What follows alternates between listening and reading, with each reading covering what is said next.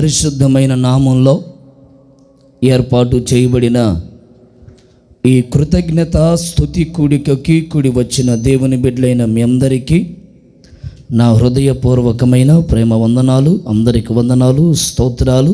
ప్రభు మిమ్మల్ని అందరినీ దీవించునుగాక. హల్లెలూయా. చెప్పండి గట్టిగా, హల్లెలూయా. పరిశుద్ధమైన బైబిల్లో నుంచి ఒక చిన్న వాక్య భాగాన్ని చదువుదాం. 106వ సంకీర్తన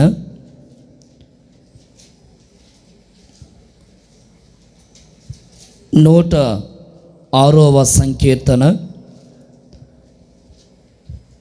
మొదటి వాక్యాన్ని ఒకసారి మనం చదవగా విందాం. యెహోవాను స్తుతించుడి, యెహోవా దయాళుడు,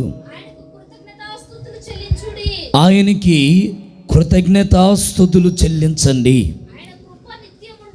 చూడండి, ఒక చక్కటి రాగాన్ని, తాళాన్ని, పదాల్ని దేవుని సన్నిధిలో సమకూర్చి ఒక వెలుగెత్తి ఓ చక్కటి కీర్తన పాడుతూ ఉన్నాడు కీర్తనకారుడు. ఆ కీర్తనలో ఉన్న అంతరార్థం ఏంటంటే, దేవుడు చేసిన ప్రతి మేలులకు కృతజ్ఞతాస్తుతులు చెల్లించండి, కృతజ్ఞతాస్తుతులు చెల్లించండి అనే విషయాన్ని ఆయన చక్కగా తన కీర్తనలో వర్ణిస్తూ ఉన్నాడు. 6వ కీర్తన 5వ వచనములో ఒకసారి మనం చదివితే అక్కడ కూడా దావీదు ఒక చక్కటి మాటను వివరిస్తాడు. మరణమైనటువంటి వారికి నిన్ను గూర్చిన జ్ఞాపకం లేదు, పాతాళములో ఉంటున్నటువంటి ఎవరు నీకు కృతజ్ఞతాస్తుతులు చెల్లించరు. పాతాళములో ఉంటున్నటువంటి ఎవరు కూడా కృతజ్ఞతాస్తుతులు చెల్లించరు. మరి ఎవరు చెల్లిస్తారయ్యా అంటే, దేవుని ద్వారా నిర్మించబడి దేవుని ద్వారా ఈ భూమి మీద సృష్టించబడి ఆయన చేస్తున్నటువంటి మేలులు అనుభవిస్తున్న మనమట ప్రతినిత్యము కృతజ్ఞత స్తుతి అనేది మనం చెల్లిస్తూ ఉండాలి. చాలామంది జీవితాలలో ఈ కృతజ్ఞత అనేది, స్తుతి అనేది కనబడదు. వాళ్ళ గురించి బైబిల్ ఏముంటుందంటే, వాళ్ళు పాతాళములో ఉన్నవాళ్ళు. ఎందుకంటే పాతాళములో ఉన్నవారు దేవుడు చేసిన ప్రతి మేలులను స్తుతించలేరు, ఘనపరచలేరు. ఎంత ఖర్చు ఎందుకు పెట్టుకోవాలి, లేకపోతే ఆయన స్తుతించడానికి ఎంత సంబరం ఎందుకు చేసుకోవాలి, ఎంత అవసరం ఏముందలే అన్నట్లుగా ఉండి కొంతమంది స్తుతించకుండా, ఆ స్తుతిని దేవుడికి చెందకుండా వాళ్ళు ఎలాగుంటారంటే మౌనంగా ఉంటారని బైబిల్ చెప్తుంది. చూడండి, సాధారణంగా ఎవరైనా కానీ ఒక చిన్న పెన్ను ఇచ్చారనుకోండి, వారికి మనం థ్యాంక్స్ అని చెప్తాం. ఎవరైనా ఏదైనా బహుమానం ఇచ్చారనుకోండి, వారికి మనం చాలా థ్యాంక్స్ అని ఆ కృతజ్ఞతని వ్యక్తపరుస్తాం ఏదైనా మేలు చేస్తే.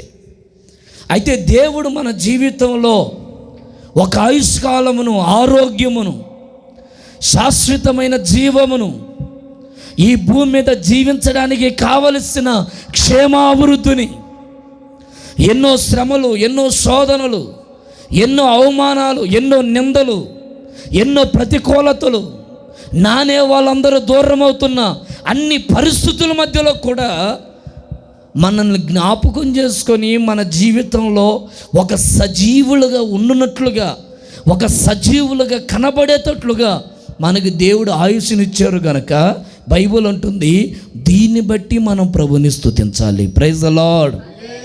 ఈ కుటుంబంలో బిడ్డలు సాక్ష్యం చెప్పారు.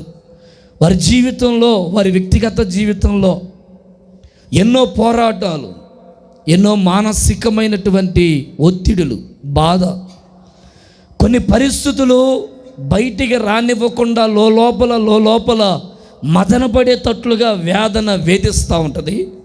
కొందరినేమో బహిరంగంగా కనబడేటట్లుగా వేదన కలుగు చేస్తూ ఉంటుంది.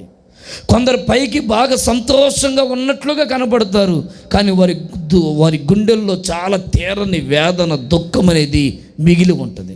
పైగున్న వాళ్ళని చూసి సంతోషపడిన అవసరం లేదు, ఒకవేళ కిందున్న వాళ్ళని చూసి సంతోషపడని అవసరము లేదు. ఎందుకంటే ఎన్నో తీరని సమస్యలు కుటుంబంలో వెంటాడి వేధిస్తున్న ఒక మాట చెప్పగలను, ఈ బిడ్డలు నిశ్చయముగా దేవుని యందు ఒక మంచి భక్తి కలిగి, మంచి ప్రార్థన జీవితం కలిగి, ఎన్ని శోధనలు వస్తున్నా వాటిల్లో నుండి పడిపోకుండా, దిగజారిపోకుండా, భక్తిలో వెనకబడిపోకుండా, ఏం చేశాడు దేవుని తృణీకరించకుండా, ఎన్ని శ్రమలు ఉంటున్నా వాటన్నిటినీ కూడా త్రోసివేసుకుంటూ దేవుడున్నాడు, దేవుడు చేస్తాడు అని ఆయన మీద విశ్వసించి ఒక్కొక్క అడుగు వేస్తూ ఉన్నారు. నేను నమ్ముతున్నాను, ఇంకా రానున్న రోజుల్లో కూడా దేవుడు అద్భుతమైన కార్యాలు ఈ కుటుంబంలో చేయునుగాక. ఆమేన్. మన మౌనం వెనక గొప్ప ఆశీర్వాదాలు దాచబడతాయి. ప్రియులారా, అందుకే కీర్తనకారుడు అంటాడు, మనము స్తుతించాలి. ప్రతిదానిని స్తుతి అంటే ఈ థ్యాంక్స్ గివింగ్ ప్రేయర్ లాగా దేవునికి కృతజ్ఞతాస్తుతులు చెల్లించడానికి ప్రభు చేసిన ప్రతి మేలును స్తుతించాలి. తద్వారా ఒక ఆశీర్వాదం, తద్వారా ఒక దీవెన, క్షేమం. చూడండి, బైబిల్లో నుంచి మరొక మాటను మనం చదువుదామా? రోమీయులకు రాసిన పత్రిక 1వ అధ్యాయం 21వ వచనాన్ని చదువుదాం. మరియు వారు దేవునిని ఎరిగి ఉన్నారు, అయినను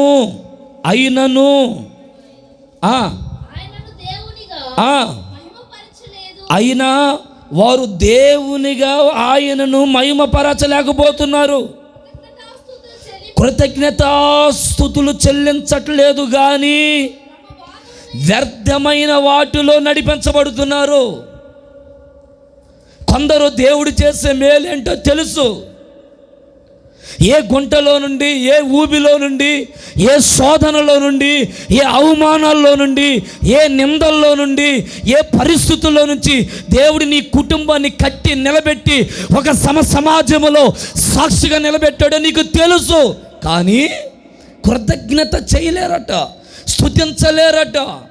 దేవుడు ఎవరో తెలిసినా, దేవుడు చేసే కార్యాలు ఎవరో, దేవుడు చేసే కార్యాలేంటో తెలిసినా వారి హృదయములో నుండి ఈ స్తుతి ధ్వని అనేది వారు చెల్లించలేరు అని బైబిల్ చెప్తుంది. మరి చెల్లించకపోగా వ్యర్థమైన వాటిలో కాలక్షేపం చేసుకుంటూ, వ్యర్థమైనవి వారి జీవితంలో ఉపయోగించుకుంటూ జీవితాన్ని వ్యర్థం చేసుకుంటారట.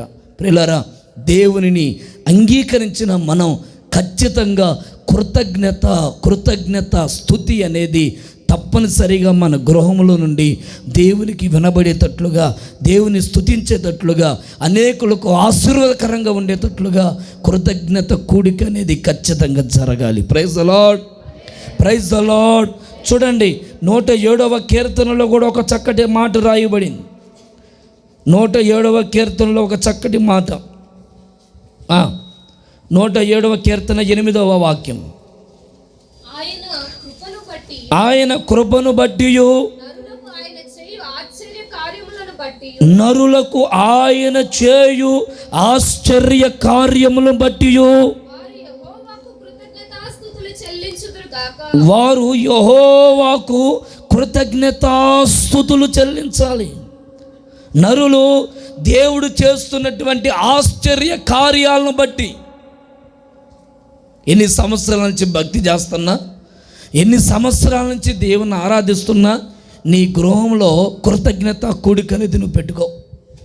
అంటే కృతజ్ఞత స్తుతిని, దేవుడు చేసిన మేలులను నీ గృహంలో నుండి దేవుని ఘనపరచడానికి చాలామంది ఆ మనస్సును ఏకీభవించలేరు. ఆ మనస్సు చాలామందికి రాదు. కానీ ఇక్కడ ఏమంటుందంటే, నరులు ఖచ్చితంగా ఆశ్చర్య కార్యాలను బట్టి కృతజ్ఞతాస్తుతులు చెల్లించాలి. Praise the lord, praise the lord.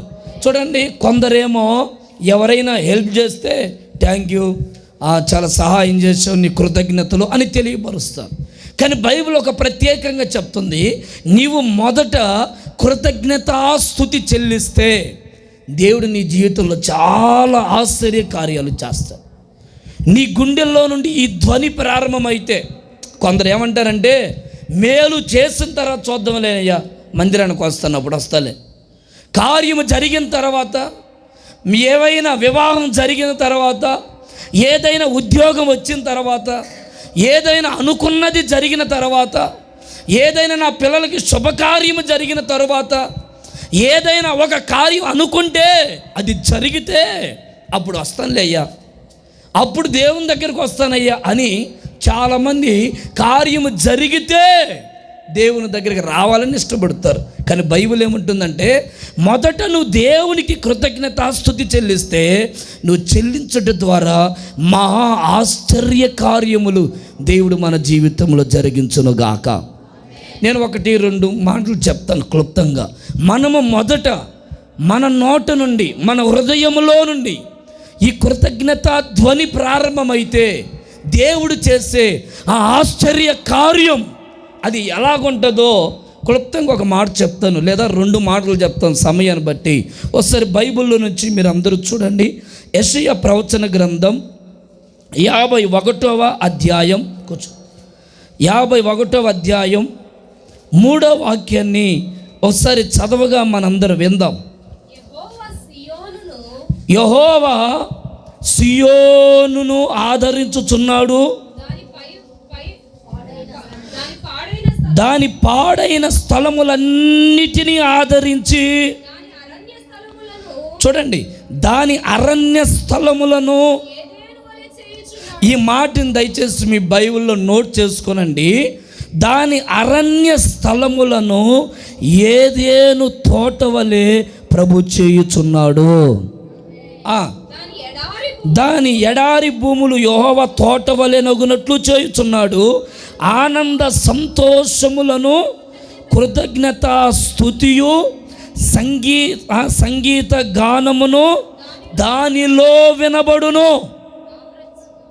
ప్రియులారా వినండి, నీవు కృతజ్ఞత స్తుతి చెల్లిస్తే నీ నోట నుండి దేవుడు చేసిన ఆ మహత్ కార్యాలను బట్టి కాదు, మొదట అయ్యా నాకు ఆయుష్నిచ్చావు, ఆరోగ్యం ఇచ్చావు, బ్రతికి ఉన్నానంటే అది కేవలం నీ కృపే అని నువ్వు దేవునిని స్తుతించడానికి నువ్వు ఇష్టపడితే ఆయన చేసే మహా ఆశ్చర్య కార్యం ఏంటో చెప్పనా?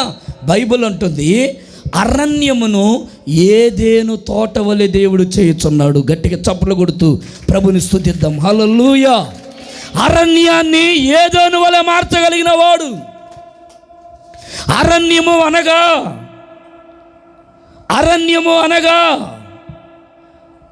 ఆ ప్రదేశములో ఏమి దొరకవు. అరణ్యము అనగా అంత శూన్యం. అరణ్యము అనగా అక్కడ ఏమీ కనబడదు. అరణ్యము అనగా అక్కడ మనం ఏది ఆలోచించినా అక్కడ మనకి నీడ కూడా పడదు. అలాంటి అరణ్యాన్నట ఏదేను తోటలాగా మారుస్తాడట. ఏదేను తోట అంటే సమృద్ధి కలిగిన తోట. ఏదేను తోట అంటే దేవుని ద్వారా స్వయముగా నిర్మించబడిన తోట. 5 నదులు కలిసి ప్రవహించే తోట ఏదైనా ఉందంటే అది ఏదేను తోట అని బైబిల్ చెప్తుంది. 5 నదులు ప్రవహిస్తాయి. ఎందుకంటే అంత స్వచ్ఛందంగా ఉంటుంది, అంత పచ్చదనముగా ఉంటుంది, అంత సమృద్ధిగా ఉంటుంది, అంత కలకల్లాడుతూ ఉంటుంది. ఇక దాంట్లో లేనిది అన్నట్లుగా ఏమి ఉండదు. అంత సమృద్ధి, సంతృప్తి. బైబిల్ అంటుంది, నీ గుండెల్లో స్తుతి ఉంటే నీ ఎండిపోయిన నీ అరణ్య భూమిలో నీ జీవితాన్ని ఏదేను తోట వలె మార్చగలిగిన దేవుడు నేను ప్రకటిస్తున్న యేసయ్య. నీ ఒకవేళ నీ జీవితంలో ఏమీ లేకుండా ఉండొచ్చేమో, ఒకవేళ నువ్వు అనుకుంటున్న కార్యాలు ఏమి జరగక ఒట్టివాడిగా, ఒంటరిగా, ఏమీ లేనట్లుగా, అన్నీ ఉంటున్నా ఏమి కనబడినట్లుగా ఒకవేళ నువ్వు జీవిస్తూ ఉండొచ్చేమో, నువ్వు అనుకుంటున్న కార్యాలు వెనకబడిపోతూ అయ్యో ఎటు చూసిన నష్టమే, ఎటు పోతున్న నష్టాలే, ఎటు ప్రయత్నం చేస్తున్న విపత్తులు అవుతున్నాయి, ఎటు చూసిన అరణ్యం అరణ్యం అరణ్యం, ఏమీ దొరకట్లేదేమో. ప్రభు అంటారు, నువ్వు దేవుని స్తుతించే బిడ్డవి నువ్వైతే నీ గుండెల్లో నుండి దేవా నీకు స్తోత్రమని చెప్పగలిగిన ఆ మనసు నువ్వు కానీ ఆ మనసుతో నింపబడిన బిడ్డవైతే బైబిల్ అంటుంది ఆ మనసు కలిగిన వ్యక్తినట సమృద్ధి కలిగిన ఏదేను తోట వలె దేవుడు మారుస్తాడు. పిల్లరా, ఏదైనా తోటలో ఇంకొక మంచి అనుభవం ఉంది. అదేంటంటే ప్రతి చల్లటి పూట అంటే ప్రతిరోజు ప్రతి సాయంకాలం దేవుడు అవ్వతో ఆదాముతో మాట్లాడే ఒక మంచి సన్నిహితమైన సంబంధం. ఎవరు లేరు అనుకోవద్దు. ఆ ఏదైనా తోటలో దేవుని స్వరం వినే ఆ ప్రదేశం, ఆ ఏదైనా తోటలో దేవుని ద్వారా ఆకర్షించబడి, దేవుని ద్వారా నిర్మించబడి, దేవుని ద్వారా జల రాసులు, జంతువులు, పక్షులు, రకరకాల ఆ చెట్లు, వృక్షాలు, సమృద్ధి, ఆ సంపద, ఆ సంతోషం, ఆ ఘనత అది ఎక్కడుంటుందంటే ఏదేను తోటలో ఉంటుందట. బైబిల్ అంటుంది, నువ్వు స్తుతిస్తే నీ అరణ్య జీవితాన్ని ఏదేను తోటగా దేవుడు మారుస్తాడు. స్తుతించు. నీ జీవితంలో ప్రభువా నీకు స్తోత్రమని చెప్పు. ఏ విషయంలో సక్సెస్ లేదా ఖచ్చితంగా దేవుడు ఏదేను తోటలాగా నీ జీవితాన్ని మారుస్తాడు. నీ బ్రతుకు అనేకులకు చేదుగా ఉందా, నీ జీవితం అనేకులకు ఒక ఇబ్బందికరంగా ఉందేమో, కానీ నువ్వు ప్రభువా నువ్వు నన్ను బ్రతికించావు కదా, అందును బట్టి నీకు స్తోత్రమయ్యా అని చెప్పు. ఖచ్చితంగా దేవుడు నీ అరణ్య భూమిని ఏదేనో తోటలాగా నిన్ను ధైర్యపరిచి స్థిరపరిచి ఆశీర్వదించునుగాక. శబ్దం గట్టిగా హల్లెలూయా హల్లెలూయా. చూడండి, ఈ అరణ్యంలో మరొక అనుభవం ఏంటంటే చీకటి. అరణ్యంలో మరొక అనుభవం ఏంటంటే ఏడుపు. అరణ్యంలో మరొక అనుభవం ఏంటంటే ఒంటరితనం. అరణ్యంలో మరొక అనుభవం ఏంటంటే ఎవరో లేనటువంటి పరిస్థితి. ఇలాంటి భయంకరమైన పరిస్థితిని దేవుడు సమృద్ధి కలిగిన తోటగా నేను మారుస్తాడు. నువ్వు అనుకోవచ్చు, ఎవరు నాకు లేరేమోనయ్యా, నేను ఒక్కదాన్ని నా కుటుంబాన్ని ఈతతున్నాను, నేను ఒక్కడనే ఉంటున్నా, నాకు ఏమి ఎటు ప్రయత్నం చేస్తానని విఫలమవుతున్నాయి అని ఒంటరిగా నువ్వు ఉన్నవని నువ్వు అనుకోవచ్చు. ప్రభు అంటాడు, నీ అరణ్య జీవితాన్ని తోటలాగా దేవుడు నిన్ను ఆశీర్వదించునుగాక. ఒక దైవజనుడిగా నేను కోరుకుంటున్నాను, ఒక దైవజనుడిగా అన్న ఆశ ఏంటంటే దేవుని స్వరం వినే కుటుంబంగా నీ కుటుంబం మార్చబడునుగాక. దేవుని ప్రత్యక్షత కలిగే కుటుంబంగా నీ కుటుంబం మార్చబడునుగాక. నీ తోట అనబడుతున్న నీ కుటుంబం, నీ వ్యక్తిత్వం, సంఘం, సమాజం నువ్వు ఎలాగుండాలంటే దేవుని స్వరమిని పచ్చగా ఆహ్లాదకరముగా హృదయం నిండా తృప్తికరమైన సంతోషముతో నువ్వు జీవించేటట్లుగా దేవుడు నీ తోటను అభివృద్ధి చేయునుగాక. 128వ కీర్తనలో అక్కడున్న కుటుంబం గురించి ఆశీర్వాదం రాయబడింది.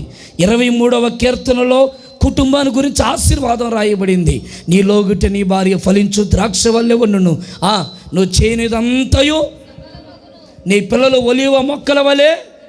ప్రియులారా, ఒక దైవజనుడిగా నేను కోరుకుంటున్నాను, ఏదేను తోటలో దేవుడు నీ కుటుంబాన్ని అరణ్యముగా ఉన్న నిన్ను ఏదేను తోటగా మార్చి అక్కడ సమృద్ధిని ఇస్తాడు, ఈ ఆశీర్వాదాలను ఇస్తాడు. నీ పిల్లలు నీ చుట్టూ ఒలీవ మొక్కల వలె ఉంటారు. 23వ అధ్యాయంలో రాయబడింది ఏమని, ఆయన నాకు తోడై ఉన్నాడు, ఆయన నా కాపరి, నాకు ఏమి, నా దుడ్డు కర్ర ఆయనే, నా దండం ఆయనే. నీకు ఎవరు ఉన్నా లేకపోయినా ఈ 23వ కీర్తనలో ఉన్న ఈ కుటుంబ ఆశీర్వాదం, ఆ కుటుంబంలో ఉన్న ప్రతి మాట నీవు నీ కుటుంబ సభ్యులందరూ అనుభవించుదురుగాక. గట్టిగా చెప్దామా ఆమేనని? కొంచెం గట్టిగా చెప్దామా ఆమేనని? ఆ తోటలో సంతోషం ఉంటుంది. ఆ ఏదోను తోటలో తృప్తి, సంతోషం, వాక్యం ఉంటుంది. యేసయ్య ఉంటాడు. యేసయ్య అనుగ్రహించిన ఆశీర్వాదాలు అక్కడ ఉంటాయి. నేను అంటాను, నీవు స్తుతించే కుటుంబం నీ కుటుంబం అయితే నీ అరణ్య భూమిని ఏదేను తోటలాగా మార్చి పచ్చగా కలకల్లాడుతూ అనేకులకు దీవెనకరముగా ఆశీర్వాదకరముగా నీ ఉండేటట్లుగా ప్రభు నిన్ను దీవించునుగాక. ఆమేన్. రెండవ అనుభవం చెప్తాను. రెండవ అనుభవం మత్తయి సువార్త 15వ అధ్యాయం 36వ వాక్యాన్ని చదువుదాం. వీరిని నీ వస్త్రపు చెంగు మాత్రమే ముట్టనిమ్మయ్యా. మత్తయి సువార్త 15వ అధ్యాయం 36వ వచనమేనా? ఆ 7 రొట్టెలను ఆ చేపలను పట్టుకొని కృతజ్ఞతాస్తుతులు చెల్లించి విరిచి దేవునికి మహిమ కలుగునుగాక. ఒక 3 రోజులు మహా ఉపవాస కూడికలు జరిగాయి. యేసు ప్రభు కొండ ప్రాంతంలో ఒక 3 రోజులు ఉపవాస కూడికలు పెట్టారు. మహాసభలు లక్షలాది మంది ప్రజలు వచ్చుంటారు. ఇప్పుడు ఇక్కడ ఇంచుమించుగా ఒక 50 మంది స్త్రీలు ఉన్నారనుకోండి. పురుషులు ఎంతమంది ఉన్నారు? 1 2 3 ముగ్గురు. మా ఇద్దరు తీసేయండి. 3 పురుషులు. ఈ ముగ్గురు ఒక 50 మందిలో పురుషులు ఎంతమంది వచ్చారు? 3. బైబిల్ ఏమంటుందో తెలుసా? యేసు ప్రభు ఆ మీటింగ్ గట్ట స్త్రీని లెక్క పెట్టడానికి సంఖ్య తెలియక పురుషులు లెక్క పెడితే 5,000 మంది పైగా ఉన్నారు. అంటే ఇంకా స్త్రీలు ఎంతమంది ఉన్నారో లెక్కేయండి. వాళ్ళు ఇంకా లక్షల మంది ఉంటారు. యేసు ప్రభు అక్కడ 3 రోజులు మీటింగ్లు పెడితే తినటానికి ఏమీ లేదు. ఏం చేయాలో అర్థం కాలేదు. అప్పుడు దేవుడట సరే ఎవరైనా తినడానికి ఆహారం తెచ్చుకున్నట్టు ఒక చిన్నోడు వాళ్ళ అమ్మ పంపించేటప్పుడు ఒక చిన్న 2 రొట్టెలు 5 రొట్టెలు 2 చేపలు పంపించిందట. యేసు ప్రభు అవి తీసుకొని కృతజ్ఞతాస్తుతులు చెల్లించి దానిని విరిచి ఇప్పుడు పంచిపెట్టమంటే అందరూ సమృద్ధిగా తిన్నారు, అందరూ తృప్తిగా తిన్నారు. మరి బైబిల్ అంటుంది ఇంకా గంపల్ని మళ్ళా గంపల నిండా ఎత్తి పక్కన పెట్టారట. చూడండి, కొంచెం తీసుకొని వచ్చారు, దాన్ని దేవుడు కృతజ్ఞతాస్తుతులు చెల్లించి పంచారు. తృప్తికరమైనటువంటి ఆశీర్వాదం. నీవు కృతజ్ఞతాస్తుతి చెల్లిస్తే నీ జీవితంలో కొంచెమే ఉండొచ్చు, ఆ కొంచెన్ని అభివృద్ధి చేయగలిగిన దేవుడు నీ దేవుడు. Praise the lord. కొంచెమే, నీ జీతం కొంచెమే, నీ పని కొంచెమే, నీ వ్యాపారం కొంచెమే, నీ కష్టము కొంచెమే. నువ్వు ఒక్కదానికి కష్టపడుతుంటే ఇంట్లో ఉంటున్న బిడ్డలు తింటున్నారేమో, కొంచెం కష్టమేమో, 1 రూపాయేనేమో చాలట్లేదని నువ్వు అనుకుంటావేమో. బైబిల్ ఉంటుంది కృతజ్ఞతాస్తుతులు చెల్లించి ప్రభువా నువ్వు నాకు ఈ పని ఇచ్చినందుకు నీకు స్తోత్రాలు, నువ్వు నాకు ఈ ఉద్యోగం ఇచ్చినందుకు నీకు స్తోత్రాలు, ఈరోజు ఉదయాన్నే లేచి ఇదిగో ఈ కూలి పనికి పోవడానికి నాకు అవకాశం ఇచ్చినందుకు నీకు స్తోత్రాలని ప్రతిరోజు నువ్వు స్తుతించి నీ పనిలోని వెళ్ళు. ఖచ్చితంగా బైబిల్ ఉంటుంది నీకున్న దాంట్లోనే తృప్తిగా దేవుడు మార్చి ఇంకా మిగిలేటట్లు దేవుడు చేయునుగాక. ఈరోజున చాలామంది ఉద్యోగస్తుల గుండెల్లో ఉన్న బాధ ఏంటంటే ఎంత జీతాలు ఉంటున్నా వాళ్ళు సంవత్సరం ఆ నెల ఆఖరిలోకి వచ్చేలకి వారి చేతుల్లో చిల్లి గవ్వ కూడా ఉండట్లేదు, 1 రూపాయి కూడా ఉండట్లేదు. ఎవరొకరి మీద ఆధారపడే అవకాశాలు వస్తూ ఉన్నాయి. పనులు చేసుకుంటామా, అయ్యా రోజంతా పనిపోతే నా మేస్త్రి ఎప్పుడు ఇస్తాడో అర్థం కావట్లేదు, చేతులు 1 రూపాయి డబ్బులు లేవు. చాలని పరిస్థితులు ఏమన్నా ఉన్నాయేమో. కానీ బైబిల్ ఉంటుంది నీ పరిస్థితి ఏదైనా కానీ, నీ ఉద్యోగం ఏదైనా కానీ కొంచెమే నువ్వు బాధపడవద్దు. అయ్యా ఈ ఉద్యోగంతో, ఈ 5,000 శాలరీతో, ఈ 2,000 జీతంతో, ఈ 10,000 20,000 30,000 ఇలా నీకున్నటువంటి దాన్ని బట్టి దీంతో నేను బ్రతకలేకపోతున్నాను నువ్వు అనుకుంటున్నావేమో. బైబిల్ ఉంటుంది నీకున్న దాన్ని బట్టి కృతజ్ఞతాస్తుతులు చెల్లించు, దానిని సమృద్ధిగా నింపగలిగిన దేవుడు మనం ఆరాధిస్తున్న నజరేయుడైన యేసు. Praise the lord, praise the lord, praise the lord, హల్లెలూయా.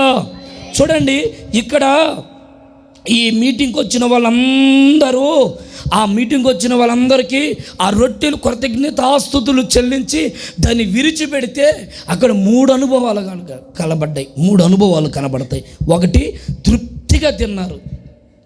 చెప్పండి అందరూ. 1 అందరు గట్టిగా చెప్పండి. 1 అందరూ తృప్తిగా, 2 సమృద్ధిగా ఉంది, 3 మిగిలిపోయాయి. నేను ఆశపడుతున్నాను ఒక దైవజనుడిగా నేను కోరుకుంటున్నాను, పాతది ఉండగానే క్రొత్తది నీ గుడారములకు వచ్చునుగాక. ఆమేన్. నేను కోరుకుంటున్నాను, నీ జీతం కొంచెమే, ఆ జీతము అయ్యా ఇంకా నా చేతిలో ఒక 10 రూపాయలు మిగిలే ఉంది, అయినా వెంటనే జీతం పడింది అని తృప్తి పడేటట్లుగా దేవుడు నీ కష్టార్జితంను ఆశీర్వదించునుగాక. దేవుడు నీ చేతి పనిని ఆశీర్వదించునుగాక. తృప్తిగా నువ్వు తినాలి, కృతజ్ఞతాస్తుతులు చెల్లించు. ఇంత అన్నం తింటున్నావా? ఇంత అన్నం తినేటప్పుడు ప్రభువా ఈ అన్నం ఇచ్చినందుకు నీకు వందనాలని కృతజ్ఞతాస్తుతులు చెల్లించి నువ్వు అన్నం తిను. కొంతమంది అన్నం తినేటప్పుడు ఇక కృతజ్ఞతాస్తుతులు ఏముండవు, ఇక పడ్డం లాగడమే తర్వాత సంగతి. కాసేపు అయ్యా నాకు ఈ భోజనం ఇచ్చే ఎంతోమందికి లేదు, ఇది ఇచ్చినందుకు నీకు వందనాలు, అబ్బే అదేం గుర్తుండదు. కృతజ్ఞతాస్తుతులు చెల్లించి చిన్న ప్రార్థన చేసుకొని, యోగ్యత లేని నాకు ఈ ధన్యతనిచ్చావు. నేను ఎందుకు మాట చెప్తున్నానంటే, ఈ భోజనం చేసేటప్పుడు చాలాసార్లు నేను మీకు చెప్పుంటాను, మరొకసారి చెప్తాను. భోజనం చేసేటప్పుడు ప్రార్థన చేసుకొని తినాలంటే ఖచ్చితంగా చేసుకొని తినాలి, ఖచ్చితంగా చేసుకొని తినాలి. నేను జీడిమెట్లలో విశ్వాసిగా ఉన్నప్పుడు యోనన్న అక్కడ బ్రదర్గా ఉన్నాడు, నేను తమ్ముడు ప్రసాద్ చాలామంది పిల్లలు అందరం ఉన్నాం, చాలామంది ఉన్నాం, కొంతమంది పిల్లలు అందరం పరిచయం చేసి వచ్చాము. అన్నోళ్ళు అందరూ భోజనం వండారు, నైట్ మీటింగ్ పోయి వచ్చాం, ఇక అందరూ కూర్చోబెట్టి భోజనం పెడతాం. ఏమనన్నా రే అందరూ ప్రార్థన చేసుకొని తినండి రా అన్నాడు. నా పక్కన ఉన్న ఒక అన్నుండి, ప్రదీప్ అని ఒక తమ్ముడు ఉంటాడు, ఆ తమ్ముడుండి అన్నా ప్రార్థన చేసుకొని తినకపోతే ఈ అన్నమేమన్నా లోపలికి దిగదా, ప్రార్థన చేసుకోవాలా? బాలే ఓడి ఇప్పటికి అలిచిపోయి ఇప్పటికి పని చేసి వచ్చి ఇప్పుడు ఇంత కష్టపడ్డావు, ఒక 5 నిమిషాలు అయ్యా, ఒక 5 నిమిషాలు పడుతుంది ప్రార్థన. నువ్వు చేసే ప్రార్థన చాలా క్లుప్తంగా చేస్తావు, ఇటు కళ్ళు మూసి కళ్ళు తెరిచేలాగా అన్నం తింటా ఉంటావు, అంత స్పీడ్గా చేస్తావు ప్రార్థన. మరి ఆ ఒక్కదానికే ప్రార్థన చేయాలి కానీ అన్న అని మేము అందరూ ప్రార్థన చేసుకుంటే ఆ తమ్ముడు అలా అడవిడికి తిన్నాడు. మీరు నమ్మరు, నేను యథార్థంగా ఫుల్ఫీడ్ దగ్గర నుంచి చెప్తున్నాను, అతను తింటున్న ప్రతి మెతుకులో బాబాయ్ ప్రతి మెతుకులో రాళ్ళు ఉన్నాయి, రాళ్ళు ప్రతి మెతుకులో. ఇది సత్యం, నా కళ్ళతో చూసింది, ఎవరో చెప్తే నేను విని చెప్పేది కాదు, నా కళ్ళతో చూసింది. ప్రతి ముద్దలో రాళ్ళు ఉంటున్నాయి, సువార్తమ్మ తల్లి, ప్రతి ముద్దలో రాళ్ళు ఉంటున్నాయి, ప్రతి దాంట్లో. ఇక మేమందరమేమో ఫుల్గా తింటా ఉన్నాం, అప్పుడు మంచిగా వండి కూరేస్తూ ఉంటే మేము ఫుల్గా తింటుంటే పాప మా తమ్ముడు నవలుతుంటే రాళ్ళు తగులుతూ ఉన్నాయి. అప్పుడు కక్కుని వంత ఊసేసి యోనన్న దగ్గరికి వచ్చి, అన్నా నేను అన్నం తింటుంటే అన్ని రాళ్ళు వస్తున్నాయి అంటే, ఒరే అన్నం తినాలన్నా కృప ఉండాలిరా, కృప ఉండాలి. అన్నం తినాలన్నా మందిరంలో తినాలంటే ఇంకా యోగ్యత ఉండాలి. మందిరంలో తినడం అంటే అంత పెద్ద భాగ్యం, అది మందిరంలో తినాలంటే అది పెద్ద భాగ్యం రా, యోగ్యత ఉండాలిరా. ఇప్పుడైనా ప్రార్థన చేసుకొని తినమంటే అప్పుడు ప్రభు నన్ను క్షమించని ప్రార్థన చేసుకొని తిన్నాడు. మీరు నమ్మరు, ఒక్క రాయి లేకుండా శుభ్రంగా తిన్నాడు. స్తోత్రం చెప్పండి గట్టిగా, హల్లెలూయా. కొన్నిసార్లు నాకు ఆశ్చర్యం అనిపిస్తుంది, అరే ప్రార్థన చేసుకోకుండా తింటే ఎంత ఇలా ఉంటుందంటే ఉంటుందండి. మీరు కూడా యవనస్తులారా తినండి దయచేసి, అన్నం తినేటప్పుడు ప్రార్థన చేసుకొని తినండి. Praise the lord. ఒక దైవజనుడికి నేను అంటాను, ఎంత అన్నం ఉందా నువ్వేం బాధపడదు, అన్నాన్ని బట్టి ప్రార్థన చేసుకో, నీ కడుపు నిండిపోయేటట్లు దేవుడు చేయనుగాక. ఆమేన్. డేవిడ్ రాజయ్య గారు ఒక అనుభవం చెప్పాడు ఒకసారి. ఏంటంటే చాలామంది ఆ ప్రార్థనకు వచ్చారట. ఆ తల్లిగారేమో జస్ట్ అయ్యగారు మీరు ఒక్కరు రండి అని చెప్తే ఆయన పోతా ఒక 50 మందిని వేసుకోపోయాడట, మొత్తం టీముని వేసుకోపోయాడు. ఆమె ఏమో 1 కేజీ వండింది, వచ్చిందేమో 50 మంది వచ్చారు, ఏం చేయాలో అర్థం కాలేదు. నేనుండి ఇక ప్రార్థన చేసేట కాదు, నేను చెప్తాను ఆగిన ముందు నాకు అన్నం పెట్టండి అని అయ్యగారు కూర్చొని ప్లేట్లో ఇంత అన్నం పెట్టించుకున్నాడు. ఇంకెంతకంటే ఎక్కువ ఎవడు మనిషి అన్న కూడా తినడం, ఇంతే తినేది. అబ్బా ఇంతకీ నాకు ఎక్కువైపోయిందని ఎంత తిన్నాడు. ఇక పక్కన వాళ్ళు కూర్చొని ఊరే ఆయన నాకు కూడా ఎక్కువైపోయింది, ఎంత పెట్టించుకో కొద్దిగా పెట్టించుకో, అబ్బా నాకు ఎక్కువైపోయింది, పొట్ట నిండిపోయింది. నువ్వు తినేవాడు తినో లేదండి, అబ్బో నా వల్ల కావట్లేదు. ఆ కేజీలో ఎంత మిగిలింది అన్నం. స్తోత్రం చెప్పండి గట్టిగా. అంటే నేను అనేది ఏంటంటే ఎంతే సమృద్ధిని ఇవ్వగలిగిన దేవుడు అని చెప్తున్నాను. నీ జీవితంలో కొరతగా ఉందా? అయ్యా నేను సాలుకున్న తింటాను నువ్వేమనుకోవద్దు. కృతజ్ఞత స్తుతి చెల్లించి నువ్వు తృప్తిగా తినేటట్లు దేవుడే నిన్ను చేయనుగాక. రెండోది సమృద్ధి. నీ జీవితంలో ఎప్పుడు సమృద్ధి ఉండేటట్లుగా కృతజ్ఞత స్తుతి చెల్లించే కొలది ఎప్పుడు సమృద్ధిగా ఉండేటట్లు దేవుడు నిన్ను ఆశీర్వదించునుగాక. హల్లెలూయా. ఇశ్రాయేల్ ప్రజలకి ఏమీ తక్కువ కాలేదని రాయబడింది. ఏదియో తక్కువ కాలేదు. సమృద్ధి సమృద్ధి సమృద్ధి. ఎక్కడైనా తెచ్చి కొన్నారా? లేకపోతే ఎక్కడికైనా పనికి పోయాడా? లేదు. దేవుని మాటకు లోబడి ఆ స్తుతుల మధ్యలో వెళ్తా ఉన్నారు. దేవుడు ఏమీ తక్కువ కాకుండా చేశాడు. ఇంకా మూడవది ఏంటంటే మిగిలిపోయాయి, గంపలు గంపలు మిగిలాయి. దేవుడు నీ జీవితంలో సమృద్ధిగా నువ్వు తినగా, నువ్వు కష్టపడగా, నువ్వు సంపాదించగా దాంట్లో సమృద్ధిగా మిగిలేటట్లు నా దేవుడు నిన్ను ఆశీర్వదించునుగాక. చెప్దామా గట్టిగా? హల్లెలూయా, హల్లెలూయా, హల్లెలూయా, హల్లెలూయా. దేవుడు నీ జీవితంలో ఒక సమృద్ధిని, మన కష్టజీతం వ్యర్థం కాకుండా, డాక్టర్లు పాలవ్వకుండా, అప్పులు పాలవ్వకుండా, రోగాలు పాలవ్వకుండా, వీళ్ళ దారి పడకుండా మన కష్టజీతం మిగిలేటట్లు దేవుడు చేయునుగాక. ఒక సేవకుడిగా నేను మిమ్మల్ని ఆశీర్వదిస్తూ ఈ మాట పలుకుతున్నాను. నువ్వు కష్టపడే అది ఒక్క రూపాయి అయినా కానీ ఆ రూపాయి మిగిలేటట్లు దేవుడు చేయునుగాక. ఎంతో గట్ట ఆ రూపాయలు ఒక పావలైనా మిగిలేటట్లు దేవుడు నీ కష్టాజిత్తును ఆశీర్వదించునుగాక. కృతజ్ఞత స్తుతి చెల్లిస్తే ఎంత సమృద్ధి ఉంటుంది, ఎంత సమృద్ధి ఉంటుంది. మొదట చెప్పాను, అరణ్యమును ఏదేను తోట వలె దేవుడు మారుస్తాడు. రెండు, నువ్వు దేవుని సన్నిధిలో కృతజ్ఞత స్తుతులు చెల్లిస్తే తృప్తిగా సమృద్ధిగా మిగిలిపోయేటట్లుగా దేవుడు నీ ఇంట్లో, నీ కుటుంబంలో ప్రభు కలుగు చేయునుగాక.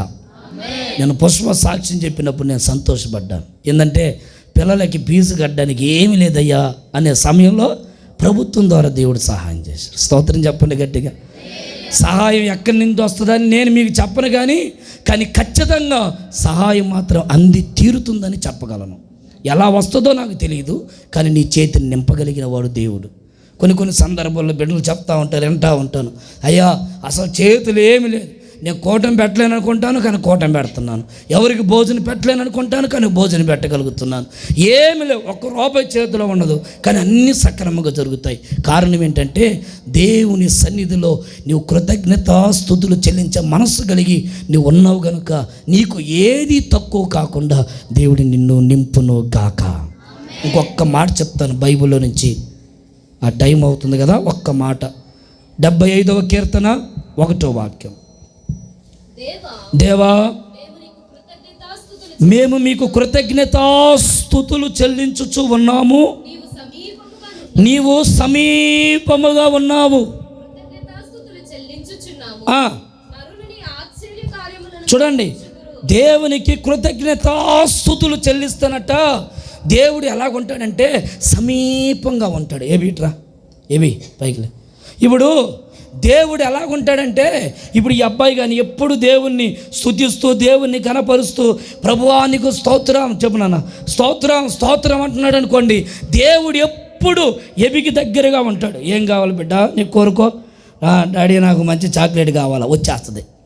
స్తోత్రం చెప్పండి గట్టిగా. హల్లెలూయా. నువ్వు సమీపంగా ఉన్నావనుకో దేవుడు ఖచ్చితంగా ఇస్తూ ఉంటాడు. ఒకవేళ మనం దూరంగా ఉన్నామనుకోండి, తండ్రికి దూరంగా ఉన్నామనుకోండి, తర్వాత ఇస్తాలే ఇప్పుడు కాదులే అంటాడు. దేవునికి సమీపంగా ఉండడం అంటే నీకు ఆయన చేసినా చేయకపోయినా నువ్వు బతికి ఉన్నావంటే దానికి కారణం దేవుడు. దాన్ని బట్టి నువ్వు ఉదయాన్నే లేచి స్తుతిస్తూ ఉంటే దేవుడు ఇంకా దగ్గర అవుతాడు. Praise the lord, praise the lord. బైబిల్లో రాయబడింది, దేవుడు దగ్గరగా సమీపంగా ఉంటే ఆ ఒక ప్రాంతంలో ఆ ఊరిలో వెళ్తా ఉంటేనంట ఆ ఊరికి దేవుడు సమీపంగా దగ్గరగా ఉన్నాడట. ఊరికి దగ్గరగా ఉంటే ఆ ఊరిలో ఒక చిన్న మరణ వార్త వినబడింది. అక్కడ ఒక బిడ్డ చనిపోయి ఆ పాడి మీద తీసుకొని పోతా ఉంటే దేవుడు సమీపంగా ఉన్నాడు కనుక వెంటనే ఆ పాడిని ముట్టి పాడిలో ఉన్నవాన్ని బాగు చేశాడు. చూడండి, కొన్ని సందర్భాలలో దేవుడు సమీపంగా ఉంటే అక్కడ గుడ్డి వాళ్ళు, ఎన్నో సందర్భాలలో గుడ్డి వాళ్ళు ఉన్న ఎప్పుడు కేకలేయలేదు. దేవుడు సమీపంగా ఉన్నప్పుడు దావీదు కుమారుడా మమ్మల్ని కనికరిస్తావా అని అడిగితే ఆయన సమీపంగా ఉన్నప్పుడు కేకలేస్తే దేవుడు వారిని కనికరించి వారికి చూపునిచ్చాడట. స్తోత్రం చెప్పండి. నువ్వు సమీపంగా ఉండు దేవునికి, నీకు ఏది కావాలో దేవుడు దాన్ని చేయగలిగిన వాడు. నువ్వు దేవునికి, బైబిల్లో ఒక మాట రాయబడింది, నిజముగా మొరబెట్టు వారికి అంటే నువ్వు ప్రార్థన చేస్తే ఆయన నీకు దగ్గరగా ఉంటాడు. ఆ కృతజ్ఞత ధ్వని, ఆ ప్రార్థన చేసే ఆత్మ, విజ్ఞాపన చేసే ఆత్మ, అదే కృతజ్ఞత మనస్సు. చాలామంది ఏమండి ప్రార్థన చేయలేరు, అన్నీ చేయగలుగుతారు. ఎంత పరిచర్యన చేస్తారా, ఎంత కష్టమైన పడుతామా, ఎన్ని బాధలైనా పడుతామా, ఎంత ఏడుపైన ఏడుస్తా కూర్చుంటామా, మంచం మీద కూర్చొని ఎంత దుఃఖం వచ్చినా ఆ బాధ తలుచుకుంటూ ఉంటామా. 1 గంట ప్రార్థన చేసుకుందామండి, చేసుకోలేము. కానీ బైబిల్ అంటుంది, నువ్వు మనసారా ప్రార్థన చేసుకో, దేవుడు నీకు సమీపంగా ఉండి నీ అక్కర్లు, నీ అవసరతలు, నువ్వు ఏ కావాలో అది దేవుడు నీకు దయచేయను గాక. గట్టిగా చెప్దాం ఆమేనని, ఆమేనని చెప్దాం గట్టిగా. హల్లెలూయా. సమీపంగా ఉంటే దేవుడు ఏమీ తక్కువ చేయడు. సమీపంగా ఉండు, దేవునికి దగ్గరగా ఉండు, లోకానికి దగ్గరగా ఉండొద్దు. ఏమండి, వ్యర్థమైన వాటికి దగ్గరగా ఉండొద్దు, పాపానికి దగ్గరగా ఉండొద్దు. అంతలో కనబడి అంతలో మాయమైపోయే ఈ లోక సంబంధులకి, లేకపోతే లోకములో ఉంటున్నటువంటి అనుభవాలకి దగ్గరగా ఉండొద్దు. దానివల్ల నీకేం ప్రయోజనం లేదు. యేసయ్యకు దగ్గరగా ఉండు, ఆయన నీ ప్రతి అవసరత తీర్చునుగాక. యేసయ్యకు దగ్గరగా ఉండు, యేసయ్యతో దగ్గరగా ఉండు. నీ గుండెల్లో ఉన్న ఆ వ్యధ ఏంటో దేవుడు తీసివేయగలిగిన వాడు. ఆయనకి దగ్గరగా ఉండు. నీ మనస్సులో ఉన్న గాయం ఏంటో ఆ గాయాన్ని దేవుడు కట్టగలిగిన వాడు. దేవునికి దగ్గరగా రా. హన్న గురించి బైబిల్ ఉంటుంది, హన్న దేవునికి దగ్గరగా ఉందట. బైబిల్ ఏమంటుందంటే, అన్న గుండెల్లో ఉన్న బాధ ఏంటో నాకు తెలియదు. ఒక దైవజనుడు ఏలి వచ్చి, ఏమ్మా ఏంది ఆ స్తంభానికి ఆనుకొని తాగి, ఆ స్తంభానికి ఆనుకొని నిద్రపోతున్నావా, తాగొచ్చా వేడకి అని ఏలి దైవజనుడు ఎగతాళి కంటే ఆయనకి తెలియక మాట్లాడాడు. కానీ ప్రభు ఆమె దేవుడికి దగ్గరగా ఉండేలకి ఆమె గుండెల్లో ఉన్న బాధ ఏంటో దేవుడు తీసేశాడు. Praise the lord. ఈ రాత్రి నువ్వు ఎవరికి సమీపంగా ఉన్నావో నాకు తెలియదు, కానీ యేసయ్యకు సమీపంగా ఉంటే నీ అక్కర్లు, నీ అవసరతలు, నీ కొదువులు, నీకు ఏది కావాలో అదన్నిటిని తీర్చి తృప్తిపరిచి సమృద్ధితో నింపి ఉన్నతమైన ఆయన రాజ్యానికి దేవుడు మనల్ని నడిపించును గాక. ఆమేన్. ఎన్నో మేలులు మరి ప్రీతమ జీవితంలో, సొలొమోను జీవితంలో, మరి మన సుధాక వారి పిల్లల జీవితంలో, తల్లిగారి జీవితంలో, ఎలిజబెత్ తల్లి గారు, అవ్వమ్మ తల్లి గారు, ఈ కుటుంబాలలో ఎన్నో మేలులు దేవుడు చేస్తూ వచ్చాడు. ఏమండి, ఒక చీకటి అనేది ఎలా వాలినప్పుడు ఖచ్చితంగా ఆ చీకటిని చేల్చడానికి మరలా సూర్యుడు బయలుదేరి వస్తూ ఉంటాడు ఒక పక్క నుంచి. కొన్ని శోధనలు వస్తూ ఉంటాయా, మరలా శోధనలు తరిమి కొట్టడానికి దేవుని సన్నిధి ఎప్పుడు మనల్ని ఆవరించే ఉంటుంది. శోధనలు ఉన్నాయని ఎప్పుడు ఈ కుటుంబ సభ్యులు కలవలపరలేదండి. నేను ధైర్యంగా చెప్పగలను. కొందరి గురించి నేను బాధపడతా ఉంటాను, ఈ అన్న, ఈ అక్క, ఈ తల్లి ఈ శోధనకి నిలబడుద్దా, పడిపోయిద్దా అని అనుకుంటాను. ఈ కుటుంబం గురించి యథార్థంగా చెప్పగలను, నేను అస్సలు కలవరపడను. ఎంత పెద్ద శోధన వచ్చినా సహించగలిగిన దేవుని ప్రేమ ఈ కుటుంబంలో దేవుడు కలుగు చేశారు. Praise the lord, praise the lord. ఇంకా మీరు వర్ధిల్లండి, ఇంకా దేవునితో కనెక్ట్ అవ్వండి, ఇంకా దేవునికి సమీపంగా ఉండండి.